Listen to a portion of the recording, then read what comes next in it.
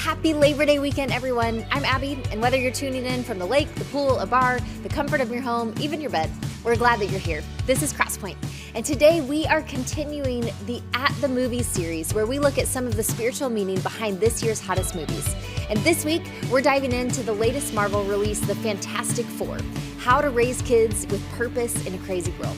So if you have any part in raising up the next generation, whether as a parent, grandparent, uncling, aunting, fostering, coaching, you're in the right place today.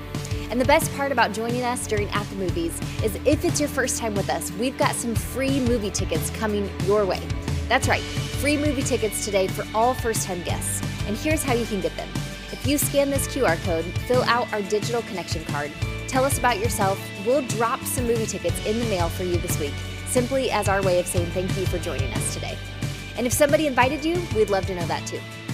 Now, a couple quick mentions. First, due to the Labor Day holiday, CSM, Crosspoint Student Ministries, will not be meeting on Sunday, August 31st, but we will be back next Sunday, September 7th, for the Chase Award ceremony right here at the Crosspoint campus. Students, we cannot wait to see you there. Also, the Crosspoint Commons and Coffee Bar will be closed on Monday, September 1st for Labor Day. We'll reopen Tuesday, September 2nd.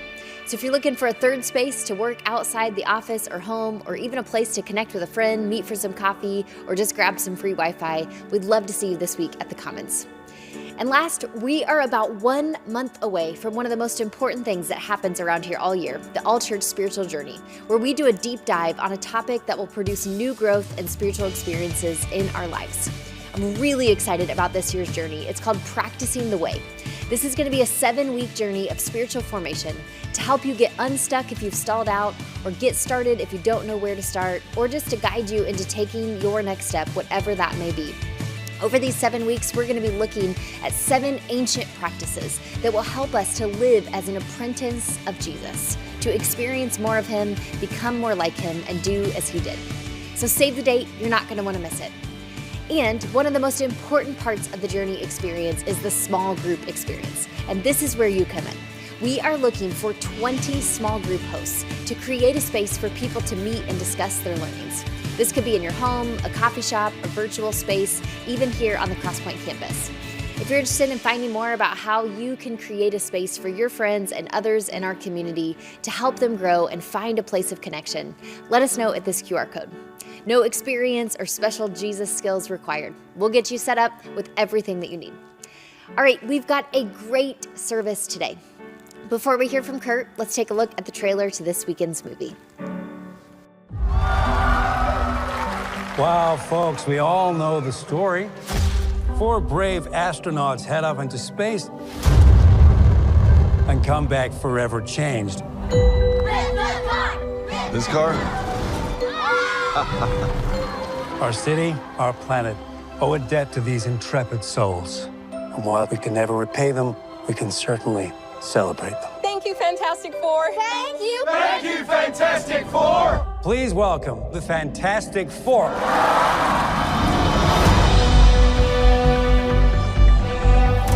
Herbie, how's that sauce looking? Okay. That is fantastic. You're late. What do you mean? What do you mean, what do I mean? You're late for dinner. Yes, we are. You late? I just said that. Are you pregnant? What? You're gonna be the best mom in the world. And you are gonna be the best dad. Just kidding. You are out of your depth. We are gonna be the best uncles ever. We can do this. Nothing is going to change.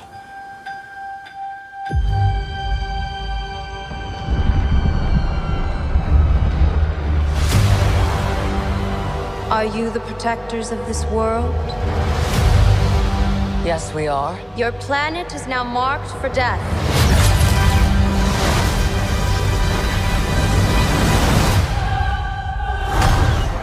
It's my fault. I stretched the bounds of space. And they hurt.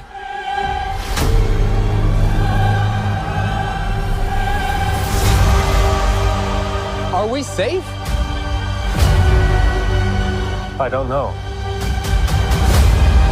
There's not enough time. I'm not giving up. We will face this together. We will fight it together. as a family.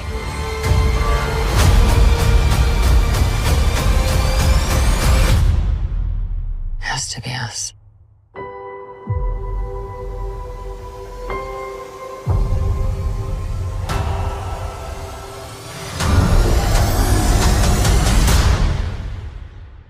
We will protect you.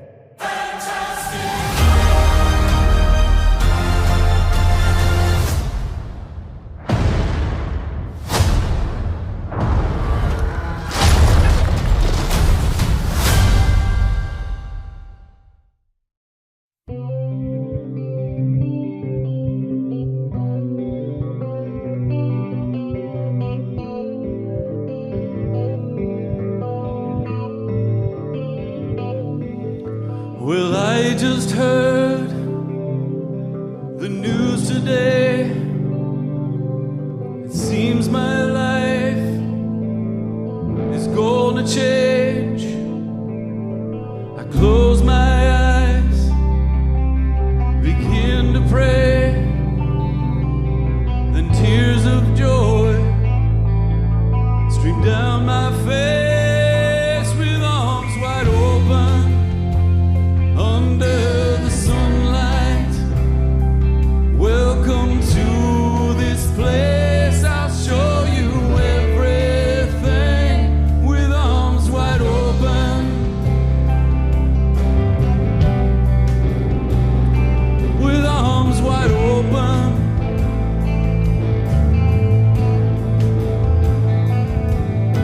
Well, I don't know if I'm ready to be the man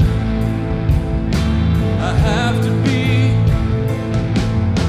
I'll take a breath, take her by my side, standing on. We've created love with arms wide open under the sunlight. Welcome to this place. I'll show you everything with arms wide open. Now everything has changed. I'll show you love. I'll show you everything with arms wide open.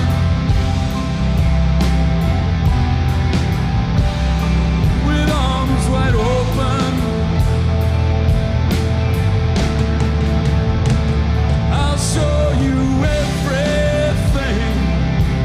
Oh yeah, with arms wide open.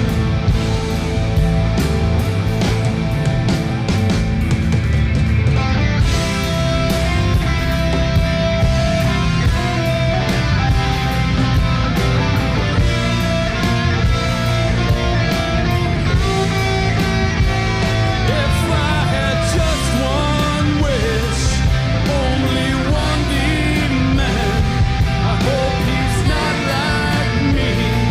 I hope he understands that he can take this life and hold it by the hand, and he can greet the world with arms wide open, with arms wide open.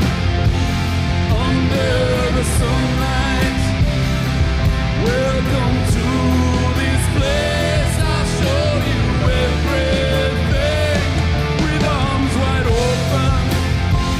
Now everything has changed. I'll show you love.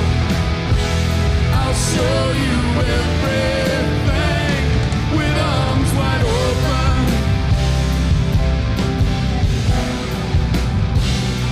With arms wide open. I'll show you everything. Oh yeah, with arms wide open.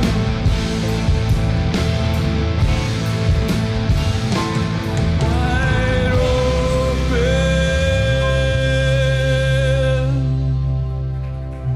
Well, let's give some props to the band, yeah. I tell you what, we're going to talk about how that song ties into what we're talking about this weekend in a moment. But man, happy Labor Day weekend, Crosspoint. How you guys doing this weekend? Really, really excited to see you. We're continuing the series At the Movies, where we're going to look at some of the spiritual fibers of faith that we find in these movies that hit the big screen. This is going to be a fun one, looking at the Fantastic Four. And we got a whole bunch of people join us online. Let's make some noise for those in the online space this weekend. So excited to have you joining us. Wherever you're at, we believe church isn't a place on a calendar or a map. It's a community, and you're a part of that this weekend. And we are really excited you're joining us. If you are here for the first time this weekend, my name's Curt. It's really good to have you with us. It's a great weekend to be here at Crosspoint or tuning in online because, as we already shared with you earlier, you have free movie tickets coming your way. So it's just one of the cool parts of joining us during this series. And if you are thinking of inviting someone for the first time, you've got 2 weekends to do that. You can still do that this weekend. You can invite somebody to watch online later this week. You can invite somebody to join us next weekend. Next weekend is going to be the final weekend of this series. And so this weekend we're looking at Fantastic Four. Next weekend we're going to look at Freakier Friday, the brand new Lindsay Lohan movie, and really dig into this idea of what do we do, with those places in our lives where we're dealing with bad blood, because we've all got that. We've all got relationships where we have some kind of bad blood that we are experiencing, and so we're going to take some lessons out of this movie as well as some things God says, and take a look at that next weekend. Now, real quick, I want to give a quick shout out to Crosspoint Student Ministries, CSM, our students. You guys in the room this weekend? A few of you are.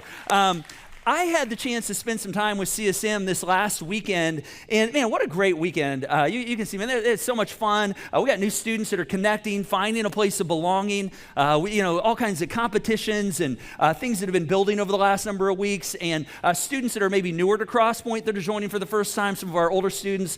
The cool part is just the growth that happens, and I had shared a little bit at CSM this last week on something Jesus talked about, a mustard seed. I don't know if you've ever seen a mustard seed. A mustard seed weighs 2 milligrams. That's really light. In fact, if you don't know how much that is, that's this number in pounds right here. Math is hard, so I don't fully know what that is. We could simplify it by going 0.000044 pounds. That's 2 milligrams right there. So small. And yet Jesus would regularly, talk about things like this, and he'd say, sometimes what starts as a mustard seed grows into big things. In fact, he said one time, this little seed grows and becomes the largest of all garden plants with such big branches that birds can actually perch inside of it.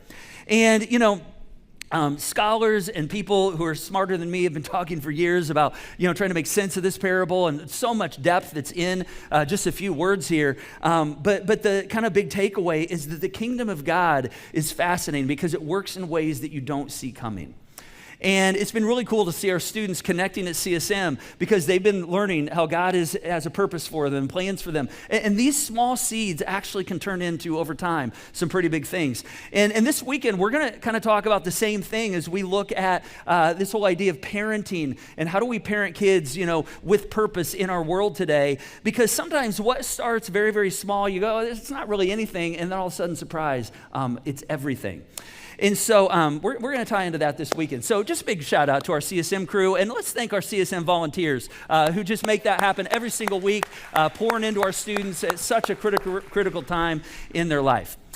So this weekend, the Fantastic Four, this is the brand new Marvel film where we get introduced to the first family of Marvel. And so we meet Reed, Mr. Fantastic, Sue, the Invisible Woman, and they're caught basically defending the world. I mean, as you saw in the trailer, they're pretty much here to protect planet Earth, and they have a new arrival. They find out they're going to be expecting their first child, and this, throws them into this place where not only do they have to balance, their calling to protect the world, but how do they raise this child now with a purpose? And they really believe that he's been given some kind of special powers, and so how do we steward that and help him become all that he's supposed to be? And so one of the things we know is that parenting is a very, very challenging thing. In fact, my wife and I discovered that when we had our first of 4 children. I remember coming home from the hospital for the first time. We put her carrier on our floor in our living room when we walked in our door for the first time, and we just looked at it. We were like, we don't know what to do, but they think we can handle this. And I just remember standing there and going, gosh, this is so daunting. And, kids don't come like with an instruction manual. And so Being a parent can be a challenge. There's so many voices and opinions out there trying to tell us how to parent. It's kind of funny. I mean, not in the moment, but later on, like everybody's got parenting advice. You don't even have to ask for it. I mean, you just be standing at the grocery store and like all of a sudden you get parenting advice, right? And so as I was kind of preparing for this weekend, I thought, what are the popular parenting trends of 2025? And so I knew where to go for that. I actually went to the Google machine, went to Google. And you know what's cool about Google now? Like AI just immediately shows up and it kind of summarizes all these thoughts for you. So I want to share with you, this was what AI said are kind of the parenting trends of 2025. They said we're emphasizing empathy, emotional intelligence, digital wellness, moving away from like helicoptering and authoritarianism with a gentle community focus. And some of the methods include fostering resilience, prioritizing parental self-care, encouraging childhood independence. This is through things like, free play, responsibility. And you look at that and you go, okay, those are things I can get behind. And it just made me curious. I thought, how has parenting changed over the last 100 years? So I put that into the Google, and this is what AI told me about that. 100 years ago, parenting was quite different. It said that back then it was largely influenced by behaviorist theories that really promoted this strict, scheduled, detached approach to parenting. And it was about discipline, it was about routine, it was about emotional distance, any affection or motherly love. I mean, that was dangerous, you're gonna spoil the kid. I mean, which is very, very different than we see today, right? And so, it was fascinating because then I thought, well, I wonder what the common things are. Like, has everything changed? Are there some commonalities? And so I asked Google that. And again, AI gave us like some responses. I'll show you what they said. They said that the most consistent advice from, 1925 to 2025 focuses on the importance of consistency and structure, along with responsive and warm parenting. And this last statement was interesting. While the specific methods and priorities have shifted dramatically over the last century, experts and researchers consistently advocate for these core principles to foster a child's healthy development. And so, tons of stuff you can get, right, online. You can, all kinds of resources, hundreds, thousands of resources have been developed over the last number of years. I think the bigger question that many of us, ask is one that also comes up in this weekend's movie in the Fantastic Four, and that's how do I raise kids with a sense of purpose in the world? And how do I do that on purpose? And, for those of us that are followers of Jesus, we can even say that a bit differently. We might say it this way: how do I parent in a way that God is pleased with? Meaning, how do I parent in a way that really allows my kids to fulfill their God calling on this earth? And I think both of those questions actually are really one and the same. And so I want us to look at that this weekend. And so as we kind of dive into this, I want to start with one of the most popular parenting scriptures in the Bible. And I realize not all of us are parents. Some of us are hoping to be parents one day. Some of us are grandparenting. Some of us are uncling, aunting, fostering. And so we might just be raising someone in a context. And so, but this is one of the most popular scriptures right here, which is Proverbs 22, which says, train up a child in the way he should go, and even when he is old, he will not depart from it. Now, there's some other translations. In fact, the NIV version says, start children off in the way they should go. If we look at the Message translation, it says, point your kids in the right direction. And so right off the bat, we see these common denominators, these action words, which are, to train, to direct, to start off, to point. All right, and so we get an action point right away right here in terms of how do we parent on purpose. And I want to take a look at this word train here for a moment, because in the Hebrew language, it's this word chanuk, and it actually is interpreted into the English to narrow or to make submissive. Now, the picture, like the word picture for this definition, to train, is actually similar to like a bit in a horse's mouth. All right, like that's like the idea. I know some of you are like, well, that's not cool. I don't know that I want to put a bit in my kid's mouth, muzzle on my kid's mouth. Maybe you're like, maybe I would like to put a muzzle on my kid's mouth. All right, no, that's not the goal. The goal is not to muzzle. The goal is a bit actually steers, a being. It's like a bit steering the child, directing, inspiring, cheerleading, steering. And then there's another word here in this definition, to narrow. Why do you think narrowing is necessary when it comes to raising kids with a purpose? Because there's so many directions kids can go, right? In fact, this reminds me of something Jesus said in one of his more famous talks. He did this sermon on the side of a mountain. All these people from all over the countryside came, and they were just enamored with what he was saying. They never heard this stuff before. And here's what he said. He said, enter through the narrow gate, For wide is the gate and broad is the road that leads to destruction, and many enter through it, but small is the gate and narrow is the road that leads to life, and only a few find it. This has always been fascinating to me. Broad is the path that leads to destruction, but narrow is the road that leads to life. You know, when you consider all the messaging in our culture right now, all right, is our culture broad or is it narrow? I mean, is our culture kind of like, hey, you know, figure it out, you do you, whatever you think is, you know, feels good, do that. I mean, that's kind of the messaging of our culture, right? It's not quite so narrow. It's not, you know, but narrow looks like more like, hey, there's some like rock solid, you know, principles and truths that, man, when you land these, they actually produce results. And so I think this is why Jesus says, hey, broad, it's going to take you some places, but narrow is the way where you actually get results. And one of the reasons this is so important is we have all kinds of influences, right? We have blogs, we have influencers. My girls will come to me sometimes and they'll be like, hey, Dad, I just learned this. And they'll tell me something. I'm like, you know, that is absolutely not accurate. Like, that's not how that works. I'm like, where did you learn that? And they're like, well, I learned it on TikTok. I'm like, all right, well, we're going to make an agreement that anything you see on TikTok is not reliable, all right? Like, it's a good place to have fun and entertainment, not a place for accurate information, all right? And so, but we have to sift through all this and say, okay, what are the voices that I listen to? So I want to make this as you know, kind of simple as possible today.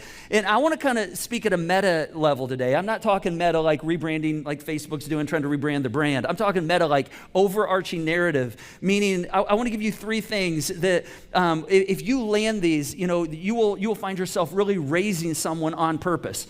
Now, we have this phrase that we use around here at Crosspoint all the time where we say, you know, following Jesus not only makes your life better, but it makes you better at life. It makes you better at parenting. It makes you better at, you know, friending, whatever, fill in the blank wherever you want. We just find that when we follow the ways that Jesus, you know, shows us that, gosh, we just find that life is so much better and we're so much better at life.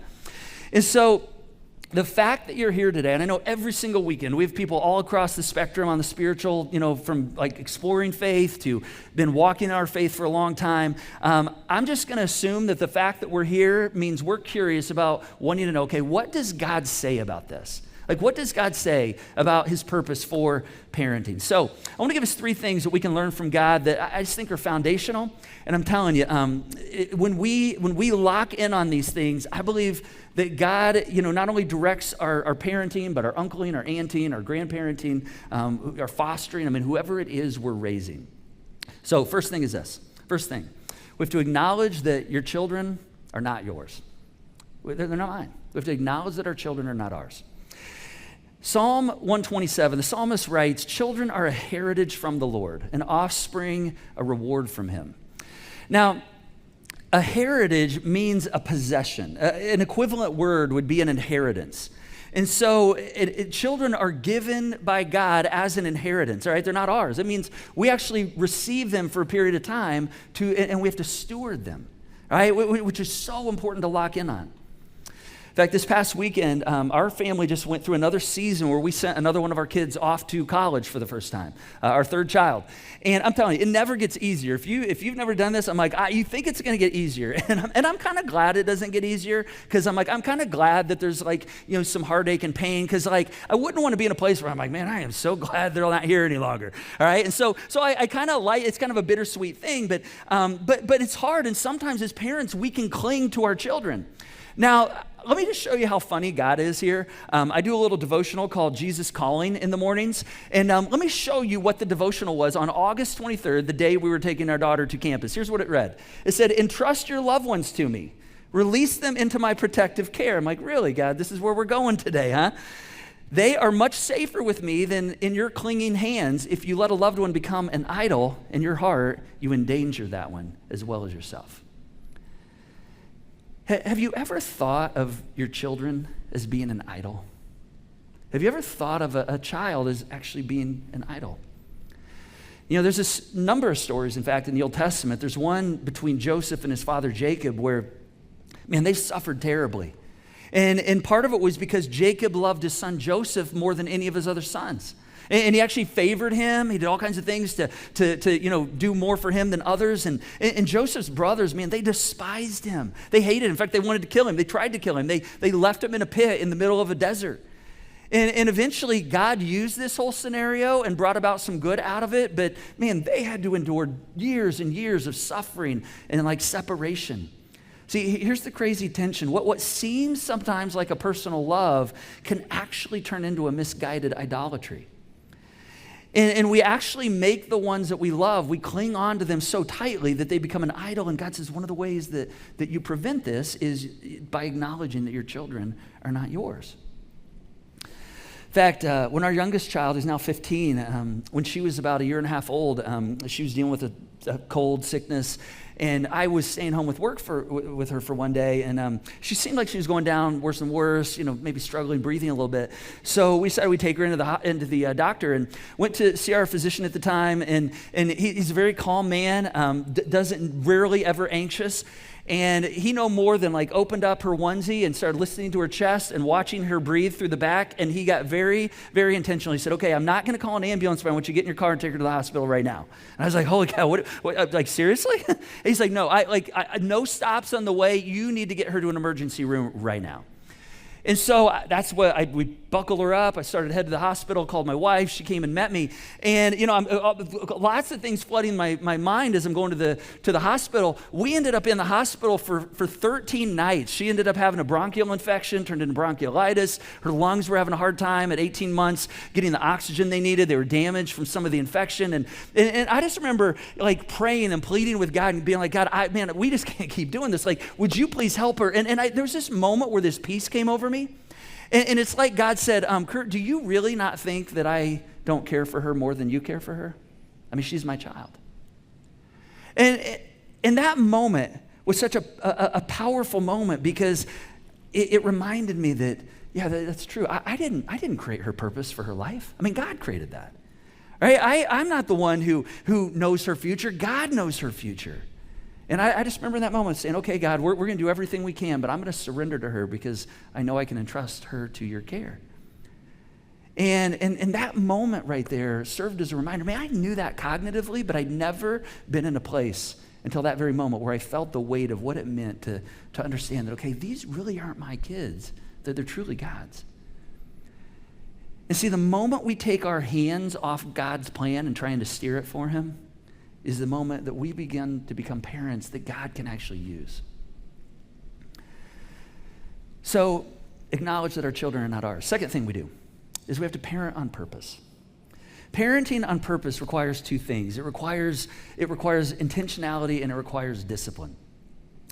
And here's a really good question that would be a good question to ask when it comes to intentionality. What is my end goal for those that I'm raising? I don't know if you've ever asked that question. What's my end goal? What is it ultimately that I want for my kids? What's my mission statement when it comes to the person that I'm raising? Because it could be a lot of things. In fact, I hear a lot of things from parents at times. I hear things like, I want my kids to be happy.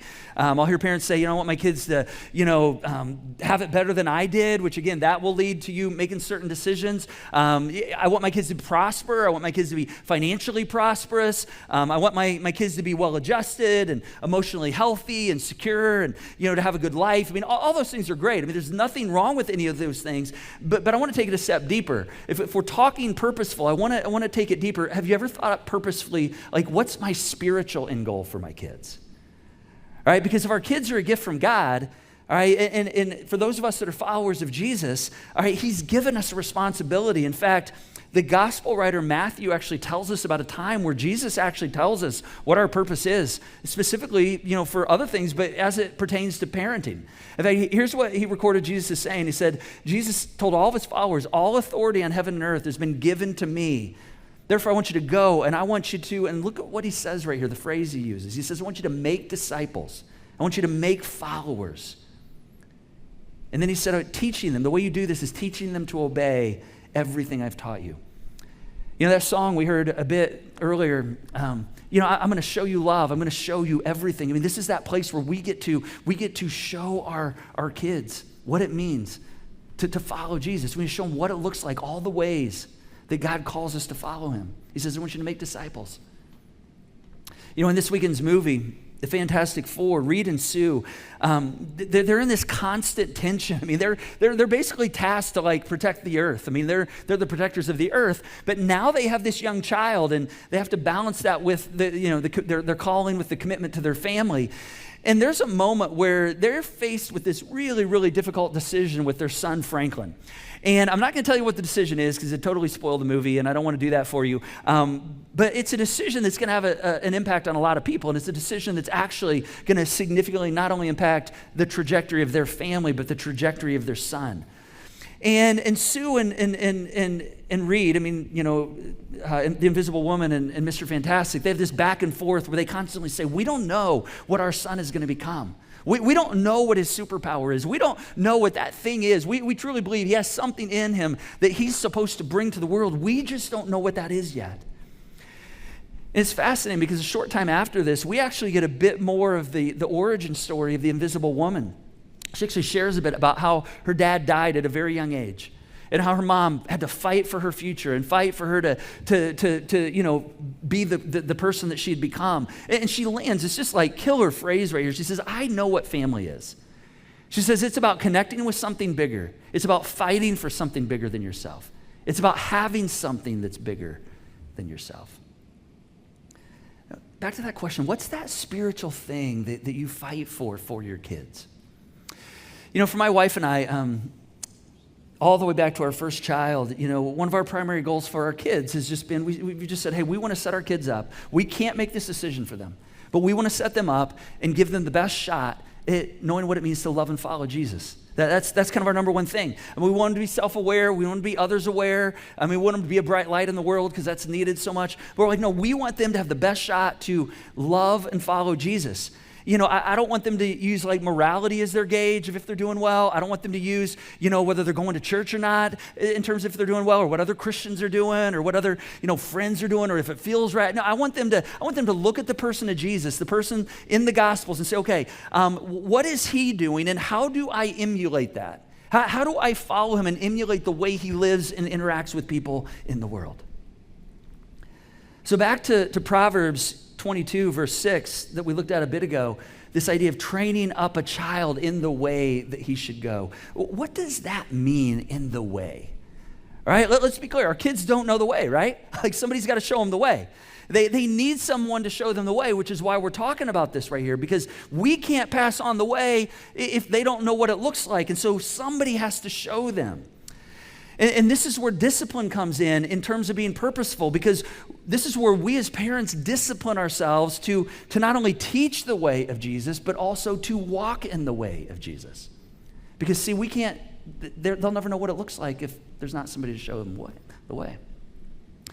This is one of the reasons I'm really, really excited about our fall journey this fall, kicking off in a month, practicing the way. Literally, this is what we're going to be doing. And if you've been a part of a journey here at Crosspoint, every fall we do one of these spiritual campaigns where we get to kind of go all in on a topic, and we get everybody on the same page in our groups. We're talking about it on the weekends, and it's going to be similar to some of those rhythms if you've experienced that before, but it's kind of a fresh take on it. This is going to be a brand new, different kind of journey where we're going to be looking at some of these ancient habits, some of these things that Jesus did, some of these things that people have been doing throughout the centuries to actually cultivate a growing act of faith, experiencing God, following Jesus, being more and more in line with what he's doing in the world. And I just think, I know this time of year, fall is a time where we're naturally going, okay, what kind of habits do I want to change? What are the things, as I get into these next few months, do I want to make adjustments on so I can maybe grow in my faith, or grow in my relationships, or grow in my personal life? And so if you're kind of thinking through those things, I really want to just encourage you to just kind of, put it on your calendar. Starting in October, would you lean all in on this practicing the way journey? Because I'm telling you, these practices are things that actually take us to new places. And it's one of the best gifts you can give to your kids. One of the best things we can do intentionally with our kids is to learn how to better practice the way ourselves so we can model it for them. Because see, here's why this is so important. And here, it's another question. We have to ask ourselves, is the life that I demonstrate before my kids, is it bringing them closer to God, or is it turning them off? Is the life I demonstrate, in front of my kids, is it bringing them closer to God, or is it turning them off? And this is kind of the hard stuff, the real talk right here, because see, our kids soak up everything they see us do, all right? And so, we have to understand that if we want to show them the way, we have to know, okay, what does it look like to walk in the fruit of Jesus? In fact, the Apostle Paul actually gives us like some characteristics. He calls it the fruit of the Spirit. He says, this is what it looks like to walk in the way of Jesus. And he gives us a whole list. It's things like love, joy, peace, patience. And so we have to ask ourselves, okay, if I want my kids to be loving, I've got to know how to show them love. If you want your kids to have joy, then I've got to be a person who, demonstrates what it looks like to have joy. If I want them to live a life of peace, then I've got to be able to demonstrate and model, okay, this is what a life of peace looks like. I mean, if you're like, man, my kids are so impatient, you probably have to ask the question and say, okay, how well do I do on the patience thing?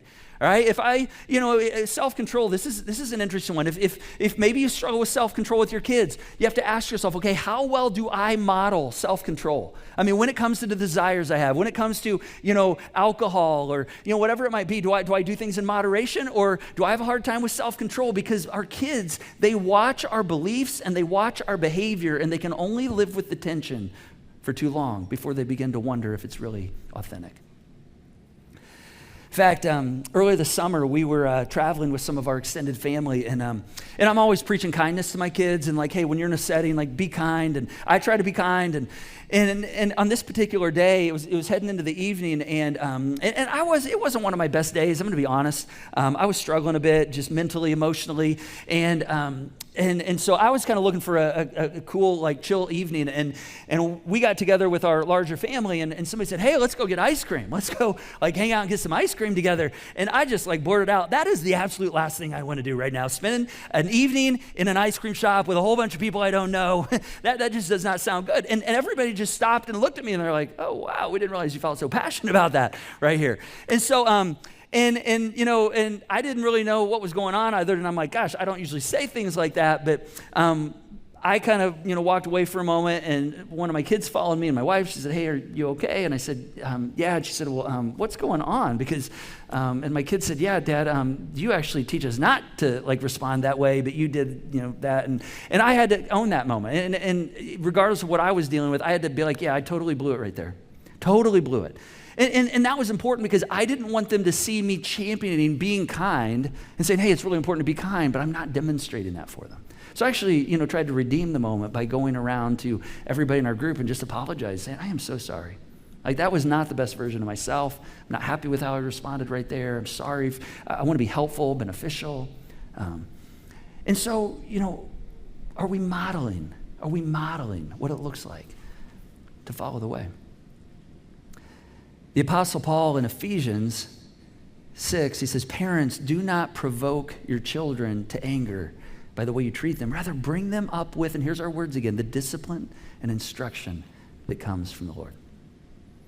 So he says, narrow the path, create boundaries, follow through in what you say you're going to do. Teach them, tell them why what they're doing is important. So we acknowledge that our kids are not our own. We parent on purpose, and this is the third one. Sounds a bit cliche, but when it comes to parenting, we have to trust God in our parenting. Now, this is fascinating because if I've learned anything over the years on the parenting journey, it's that it is a trust journey. That's really what the parenting journey is. You can't parent alone. I can't parent alone. Even if you're a single parent, you're not parenting alone because God is with you. In fact, He's promised that He will give us what we need. But especially for those of us who are followers of Jesus, and this is what's kind of cool, and even for those of us that aren't followers of Jesus, I mean, this is what He offers to us. As we think about like Easter and what happened at Easter and how, Jesus died and He was put in a grave and laid lifeless for 3 days. I mean, Jesus tells us that when His lifeless body reanimated and began to walk back to life, like literally walk out of that grave, He says that same Spirit that animated His body, that brought life and spirit back to Him, that same Spirit is actually alive and at work in you. And He gives us the Spirit to actually do the hard work.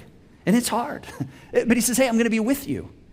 And sometimes it's so hard because, when it comes to the parent teacher, sometimes you just got to let your kids like make the bad choices, right? And sometimes you actually have to watch them make the bad choices. That's what's so hard, which is one of the reasons I love this prayer that Ann Smith, who's, some of you have actually heard her pray this. Maybe she's even prayed it over you. I want to give it to you because it's so powerful. I think it's a great prayer for parents as we think about how do we raise our kids with purpose.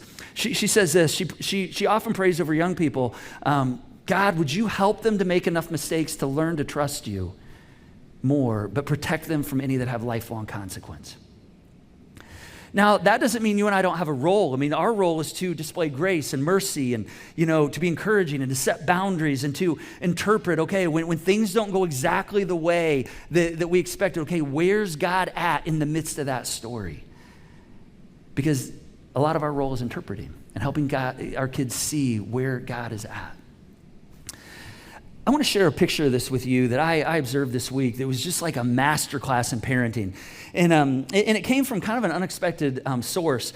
So my daughter, she plays on the golf team at her high school, and she was out at a match this week. And as parents, we go to the matches, but like we can't coach them or like we can cheer. Like she's like, be quiet, don't say anything. You can cheer, that's it. And so we're usually like 30, 50 yards away, just kind of mirroring her in the rough, kind of in the gallery. And right off the first tee, her first shot like down and into the dirt, and she was not happy. And then her second shot, same thing, down and into the dirt. And you just saw her like shoulder slump. And so her coach, we couldn't do anything. We're like helpless right here, but her coach sees this and like carts over to her and starts having a conversation with her. The moment her coach gets to her, her shoulder slump, and my wife goes, oh my gosh, I think she's crying. And sure enough, she was crying. And so we didn't fully know what was going on in that moment. And so we watched them, and they kind of have an interaction, and she coaches her for a bit. And then at the end, her coach actually hugs her. And then our daughter kind of composes herself and goes on and finishes the hole. And so we didn't really know what all went down, but our heart was breaking a bit for her. And so a couple holes later, we actually crossed paths with her coach. She was like driving our way, and she was like, oh my gosh, Meredith. And my wife was like, oh, I think she started crying. And she said, yeah, she did. And we said, what was going on? She said, well, I just went up to her and I said, hey, are you okay? And she kind of shook her head, and she said, I said to her, is this about being mad at golf, or is this about being mad that your sister just went away to college and she's not at home with you anymore? And she said the moment I asked her that, she just started crying. And she said it's actually kind of both. And her coach looked at her and she said, well, here's the thing. You can't play golf and be mad at both of those things. You can either be mad at golf today, or you can be mad that your sister went away to college and she's not here with you, but you're going to have to choose. Which one are you going to choose? And she said, Meredith looked at her and she said, today I think I'm going to choose to let go of golf. And my sister's still kind of hurting. And her coach said, I think that's the right choice today. That's her golf coach, her high school golf coach. It's like, that's the right decision right here. She was actually interpreting for her in this moment what she's feeling and helping her realize, like, I can't go through life carrying all this. And then I asked her, do you want a hug before you go on? And she said, yeah. So she gave her a hug to assure her that I'm here, I hear you, I see you. I know this is hard. Meredith got up, she finished her hole, she went on par the next hole. We're like, what was that? And so we saw her coach again later, and she said, I saw that she started playing better, and I went over and I said, what's going on, Meredith? She said, well, I decided to take your suggestion and consider it. And her coach was like, it was not a suggestion. I'm your coach, I'm telling you, this is what you have to do. All right, but I'm telling you, this was a master class in identifying with the students, saying, okay, I'm going to help you interpret what's going on. There's bigger things going on, and sometimes the things that we think are big aren't so big. And I'm going to be here for you, I'm going to encourage you, and you're going to get through this. And this is from someone who is not a biological parent, but certainly knows what it means to raise young people. Man, as a parent, I was so glad she was there in that moment. One more, Proverbs 3, Verse 5, trust in the Lord with all your heart. Do not depend on your own understanding. Seek his will in all you do. You know what that means? That means trust him. And when you do that, you know what's going to happen? He's going to show you which path to take. See, the fruit of your labor is worth it. And he says, God says, if you will seek me, I'm going to guide you. And see, here's the other cool part about trusting God in your parenting. You can actually trust God to fill in the gaps.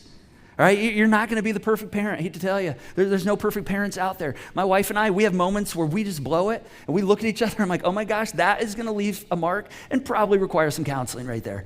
I mean, it's just a reality. And so in those moments, we say, okay, God, how do I allow you and your grace to actually cover my outages?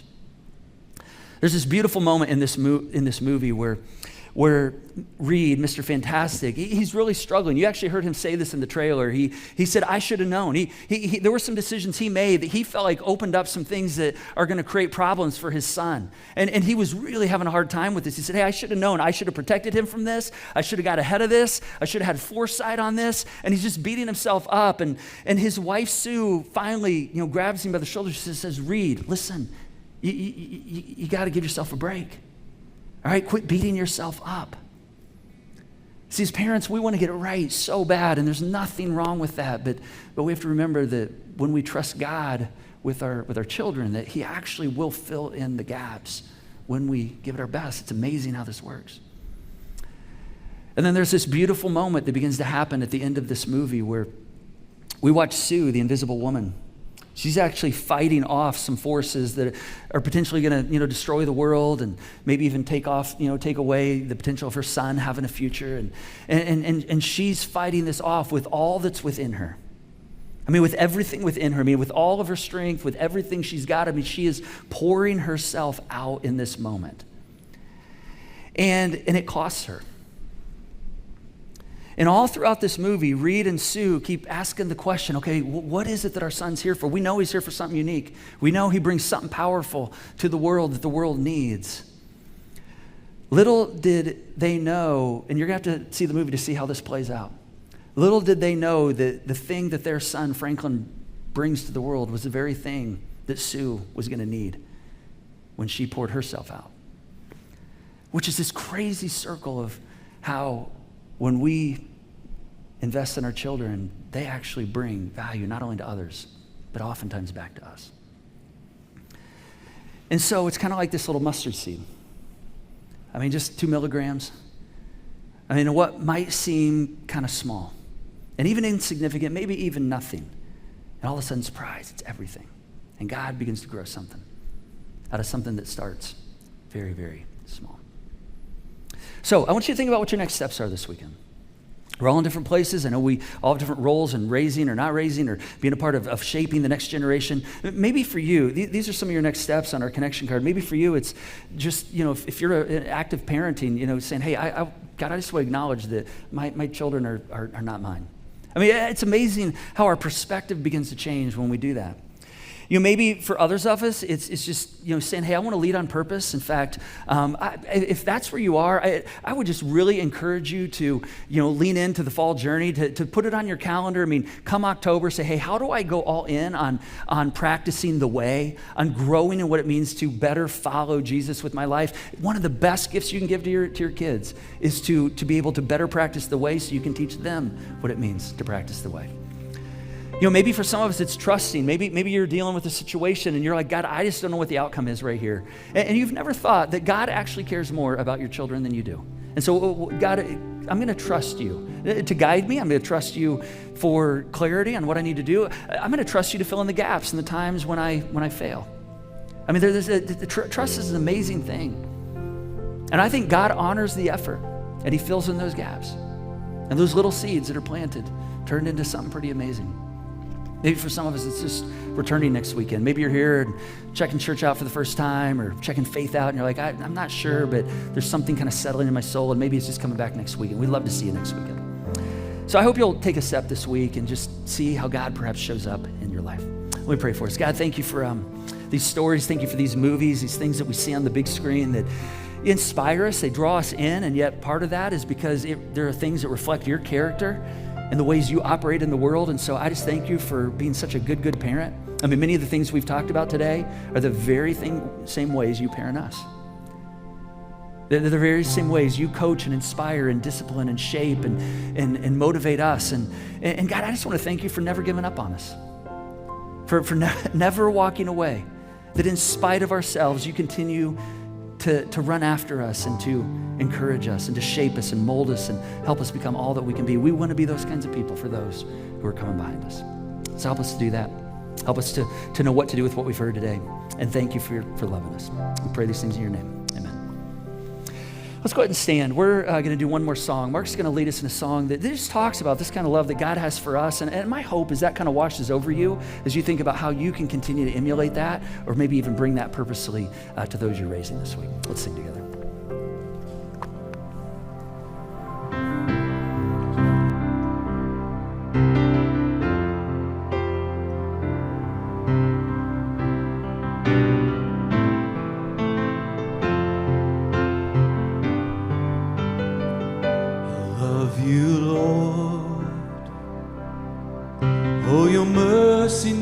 Fails me all my days.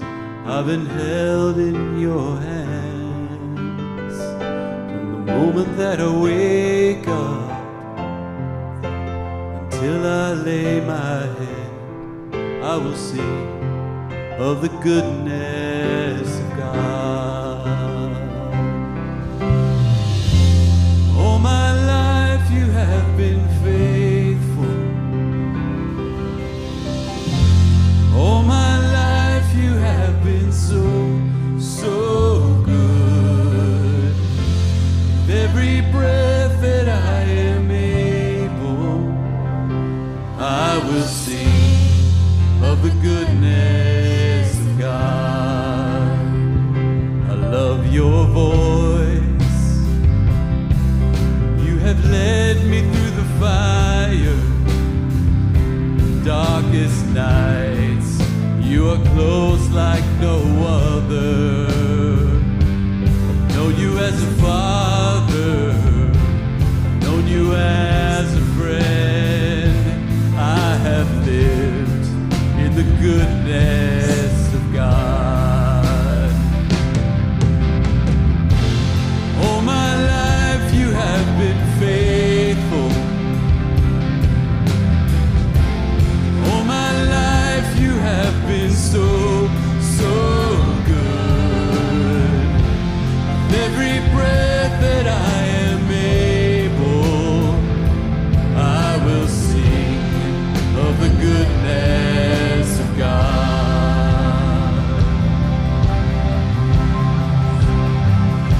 All right, we're going to pick it up a little bit now. Let me hear you sing it.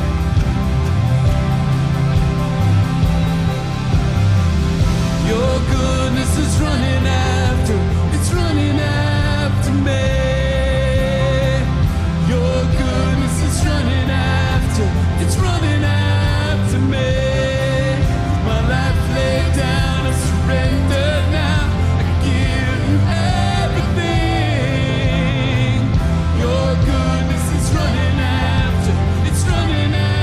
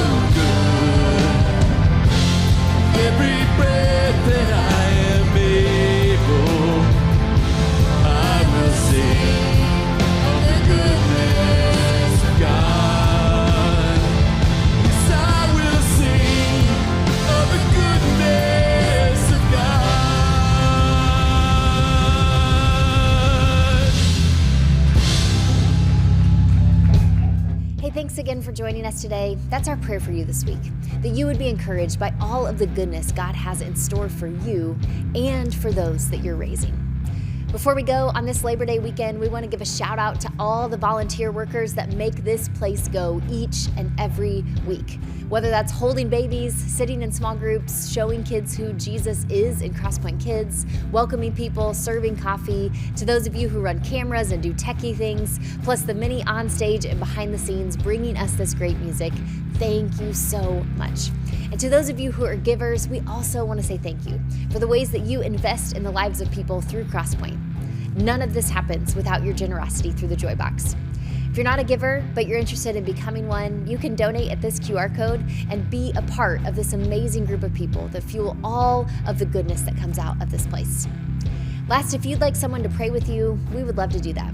You can text the keyword need prayer to 317-834-7373, and our prayer team will give you a call this week.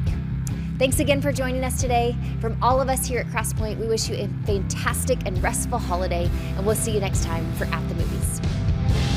All my life you have been faithful. All my life you have been so, so good. With every breath that I am able, I will sing of the goodness of God. All my life you have been faithful. All my life you have been so